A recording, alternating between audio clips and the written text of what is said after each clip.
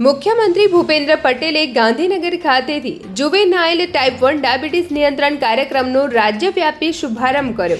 આ કાર્યક્રમ અંતર્ગત ડાયાબિટીસથી પીડાતા બાળ દર્દીઓને નિઃશુલ્ક ઇન્સ્યુલિન અને સારવાર આપવામાં આવશે। પ્રથમ તબક્કામાં જિલ્લા હોસ્પિટલ અને સિવિલ હોસ્પિટલોમાં આ સુવિધા ઉપલબ્ધ કરાશે। તમામ બાળ દર્દીઓની નોંધણી તેમજ માસિક ફોલોઅપ RBSK પોર્ટલ મારફતે કરવામાં આવશે। મુખ્યમંત્રીએ જણાવ્યું કે ટાઈપ 1 ડાયાબિટીસ જીવનશૈલી સંબંધી નથી, પરંતુ તે એક ઓટો ઇમ્યુન અને બિનચેપી રોગ છે। આ રોગમાં સ્વાદુપિંડ ઇન્સ્યુલિન ઉત્પન્ન કરી શકતું નથી, તેના કારણે દર્દીને જીવનભર ઇન્સ્યુલિન લેવું પડે છે। આ પ્રસંગે મુખ્યમંત્રીએ ગાંધીનગર સિવિલ હોસ્પિટલ ખાતે કાર્યરત કુસુમ્બા અન્ન ક્ષેત્રની મુલાકાત લઈ સેવા કાર્યમાં જોડાયા અને સિવિલના દર્દીઓના સગાઓને પોતાના હાથે ભોજન પીરસ્યું।